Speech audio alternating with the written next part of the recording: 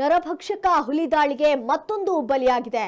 ಸರಗೂರು ತಾಲೂಕು ಮುಳ್ಳೂರು ಗ್ರಾಮದ ರೈತ ಸಾವನ್ನಪ್ಪಿರುವಂತಹ ಘಟನೆ ಸಂಭವಿಸಿದೆ.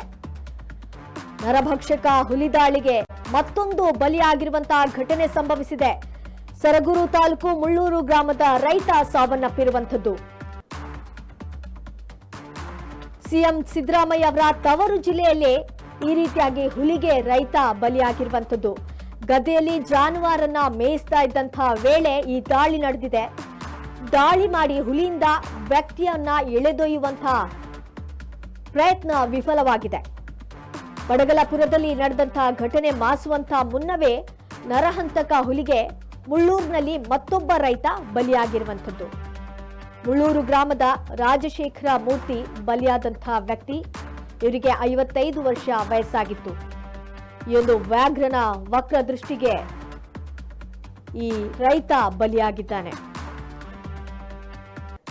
ನರಭಕ್ಷಕ ಹುಲಿ ದಾಳಿಗೆ ರಾಜಶೇಖರ ಮೂರ್ತಿ ಅನ್ನೋರು ಬಲಿಯಾಗಿರುವಂಥದ್ದು. ಘಟನೆ ನಡೆದ ಸ್ಥಳದಲ್ಲಿ ಹೆಡಿಯಾಳ ಅರಣ್ಯ ಇಲಾಖೆ ಅಧಿಕಾರಿಗಳು, ಸಿಬ್ಬಂದಿಗಳು ಮತ್ತು ಸರಗೂರು ಪೊಲೀಸರು ಬೀಡು ಬಿಟ್ಟಿದ್ದಾರೆ.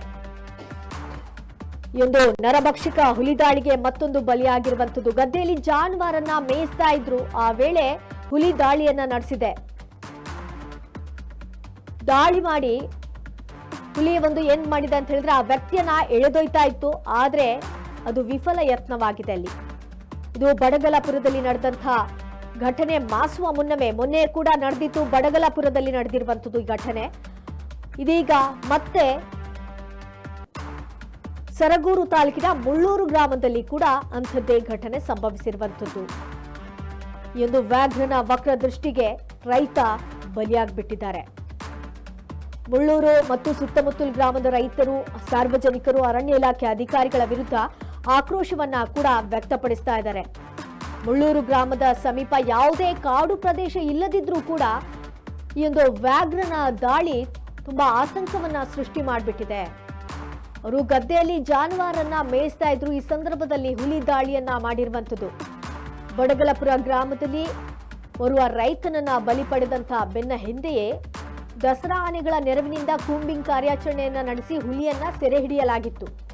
ಆದ್ರೆ ಇದೀಗ ಮುಳ್ಳೂರಿನಲ್ಲಿ ಮತ್ತೆ ಅಂಥದ್ದೇ ದಾಳಿ ನಡೆದಿದೆ.